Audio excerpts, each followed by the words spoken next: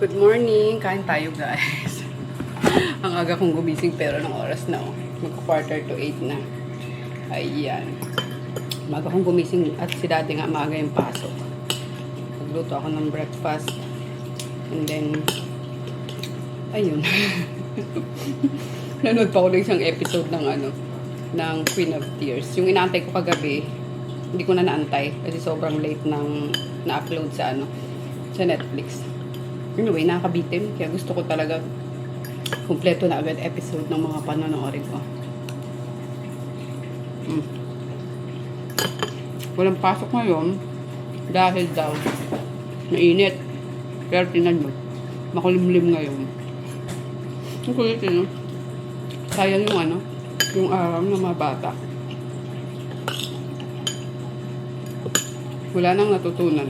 Ang daming holiday, ang daming walang pasok.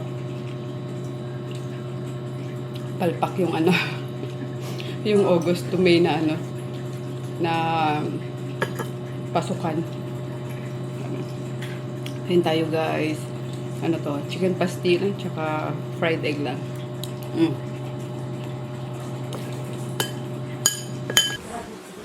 Ayan, busy pa lang inyong Shanice. Kaya hindi nakaka-reply. Pabutin nyo na doon. Sa Bicol ito? Hindi na mapatid kayo. Order ka na, tapos uwi mo sana. Gawan mo ako mamayang gabi. Iuwi mo? Seryoso? Wala.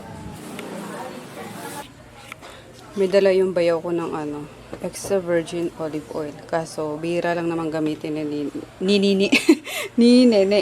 So, hihingi na lang ako. O, diba, may dala pa akong bote.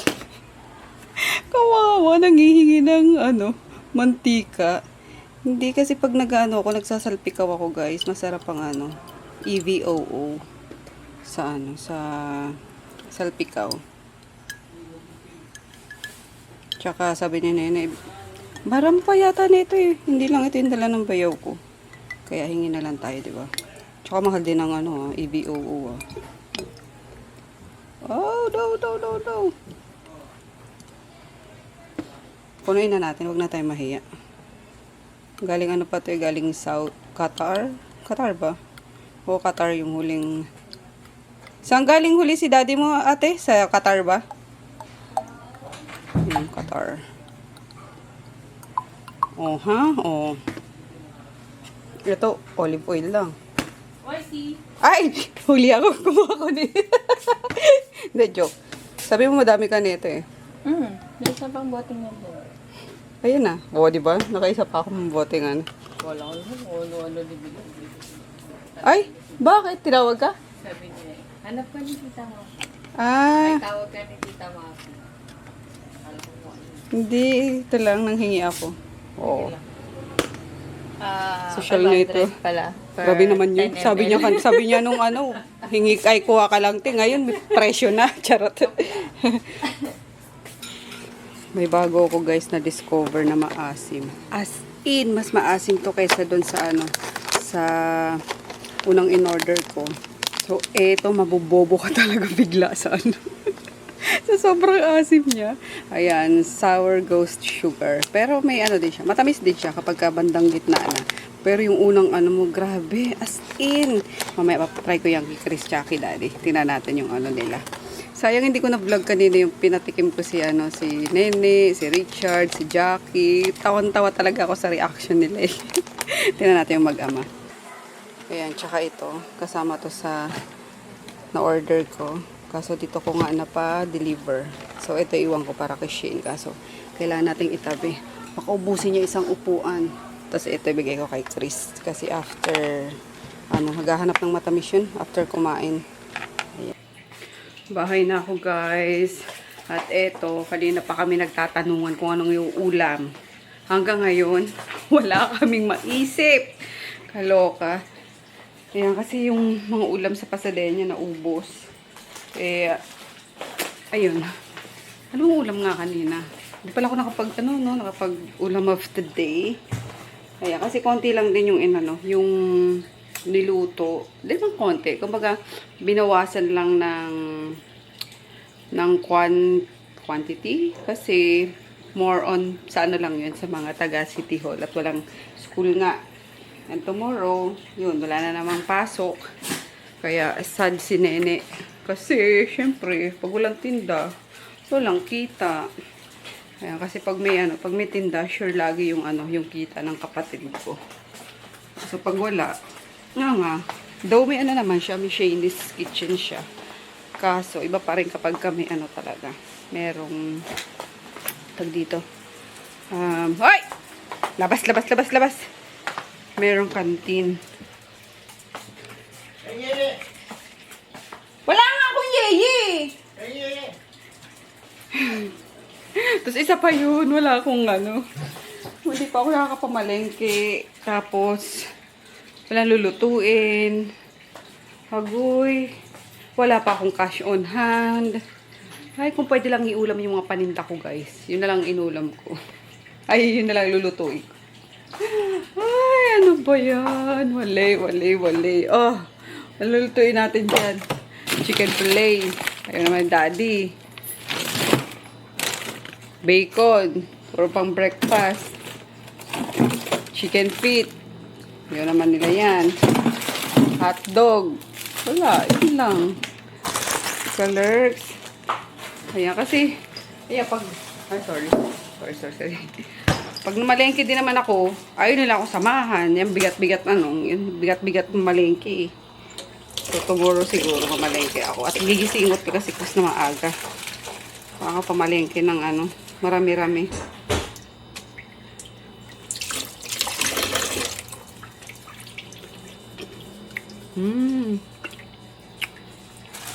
Ang tagal na nito sa freezer. Frozen na ubas. Ang sarap niya. Para siyang para siyang ice cream. Pati yung guys, yung watermelon. Ang sarap niya pala nga, i-freeze. Tapos, nakakainin mo sobrang sarap. Nakakaano. Ano ba sasabihin ko, puro ka ano. Nakakapawi ng init. Kumbaga.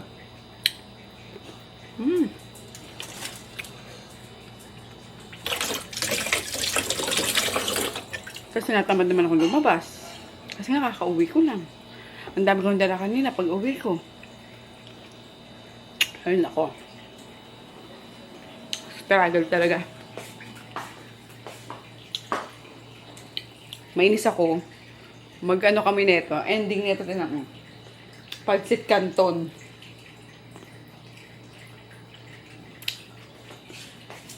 Tanong ko si Daddy. Ayan, time to rest na naman, guys. Alam nyo, hindi ako nagluto. Alam nyo kung kinain namin. Yung tirang adobo, si Daddy yung tirang adobong niluto ko kahapon.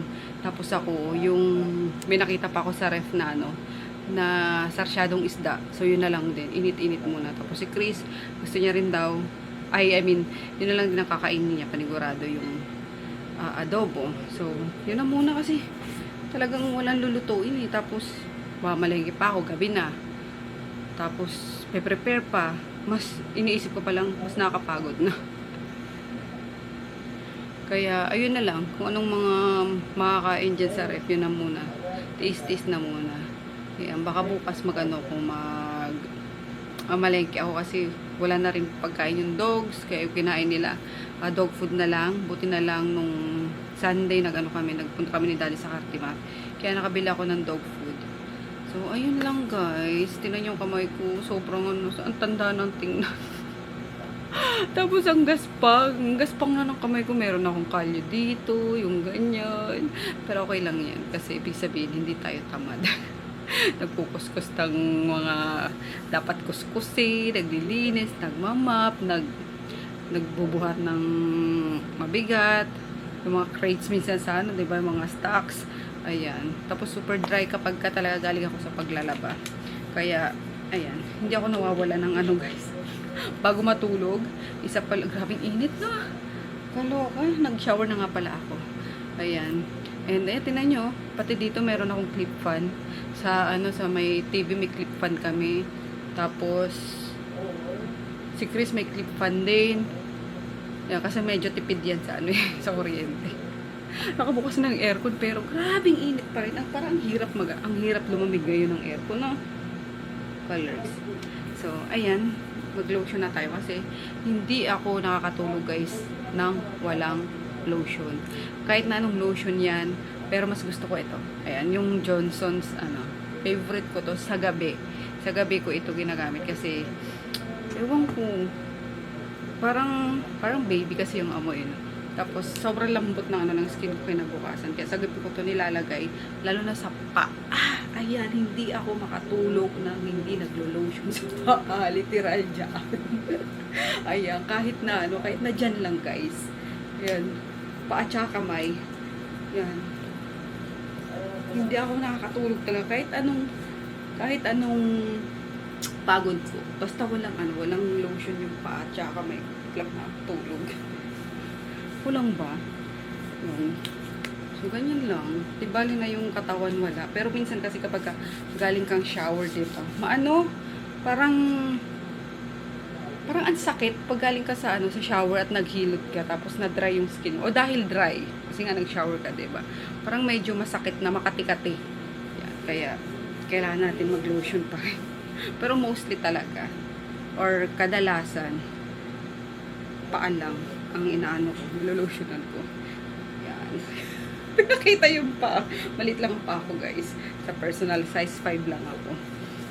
Yan. Kaya mga sapatos ko walang nakakahiram. Mga tsinelas ko walang nakakahiram. Bukod kay Sophia pa lang, kay Ate Wab. Kay Ate Bilab. Siya pa lang nagkakasya. Sa kanya pa lang nagkakasya yung mga tsinelas ko tsaka sapatos. May iba akong pamangkin, wala. Ang laki ng paa. Diyos ko. Sabi ko wala man lang sa inyong magmamana ng mga sapatos. So, hindi ko naman nagamit. Hindi noon kasi, kaya marami rin akong mga sapatos. Kasi di ba madalas kami sa labas, nagbabazar, yung ganyan. So, mga sinusuot ko yan. Alam mo, chika ko sa inyo. Wala lang, di ba? Kung ano lang yung napunta tayo sa sapatos na. So anyway, wala kasing ganap kanina. Then sa sobrang init talaga hindi ako ginanahan mag-vlog. Grabe, literal na tawag doon yung sikat ng araw nasa 'di ba syempre yung kalsada parang nagbabounce sa amin yung init, kaloka. Partida nasa loob na kami nung anong garahe, pero yung init ng kalsada talaga pumapasok kahit na ilan yung electric pa namin doon sa sa garahe. Hindi tinatablan talaga. At partida, buti na lang nakapagpaano kami, napagawa na yung bubong, yung kisamingha. Yan, kasi kung hindi, ni-imagine ko, yung dating lang kami doon, tent lang kasi kami doon dati guys. Ayan, di nyo na nakita yung kasi nag-start ako mag-vlog na na yun napagawa na, pinapagawa nata namin yung yung bubong ng garahe kasi before open lang yun tapos nagte-tent lang kami. Imagine niyo kung tent lang yun yung apaka-init sobra. Kaya ingat-ingat tayo ngayon kung wala naman tayong gagawin sa labas, huwag na lumabas dito na lang sa bahay. Yan. Tsaka don't forget to wear your sunscreen. Kaya marami tayong available na sunscreen guys. Nasa nasa Shopee, TikTok, Lazada, Enstock, Instagram. So, pili lang kayo kung saan nyo gustong umorder. And, yeah, ako makakausap nyo kasi madalas ako yung nagre-reply. Kasi si Jackie parang nahihiya siya. Okay na kay Jackie yung taga-pack lang, yung ganyan, taga-prepare ng mga palalamove. ayaw niya masyado yung nagsasagot. Anyway, that's it lang guys for today's vlog. Ang gagawin natin. Ewan ko, pagod na pagod ako ngayon. Hindi ko alam, kaya pakapakain ko ng aso. Nag-shower na agad ako. Nagpakain ako ng aso, naghugas, naglinis, nagmap, and then nag-shower na rin ako. Ayan, si daddy nasa labas pa. So, anyway, ayun lang. Good night. See you all tomorrow. Mag-edit pa ako bukas, kaya dinala ko yung laptop at walang pasok. So, araw ng ano ba bukas? Araw ng Kagitingan. Tama ba? O tama, araw ng Kagitingan kasi Labor Day is on May 1 pa, 'di ba? So, yeah. Night! Ang dami ko naman sinabi.